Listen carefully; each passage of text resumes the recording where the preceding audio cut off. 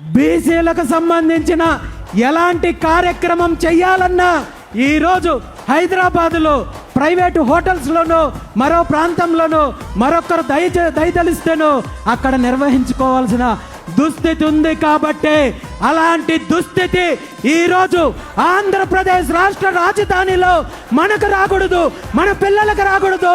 అదే పరిస్థితి కొనసాగితే ఆంధ్రప్రదేశ్ రాష్ట్ర రాజధానిలోకి మనం వెళ్ళాలంటే టోల్ చార్జెస్ పే చేసి టోల్ గేట్ ఫీజు కట్టి మనము లోపలికెళ్లే దుస్థితి వస్తుంది. కాబట్టి మనం మేల్కోవాల్సిన అవసరం ఉంది, మన వాటా తేల్చుకోవాల్సిన అవసరం ఉంది. ఖచ్చితంగా ముఖ్యమంత్రి చంద్రబాబు నాయుడు గారికి డిమాండ్ చేస్తున్నాను, ఈ అంశం పైన మీరు నిర్ణయం తీసుకోవాలి. బీసీలకు మీరు ఇప్పటి వరకు సేకరించిన 33,000 ఎకరాలు రెండో విడతలో సేకరిస్తున్నానంటున్నారు, మూడో విడత అంటున్నారు. సుమారు 75 నుండి 80,000 ఎకరాలు సేకరించేది మీ కుటుంబం కోసమో, మీ బినామీల కోసమో, మీ అవినీతి కోసమో మరొకటో కాదు.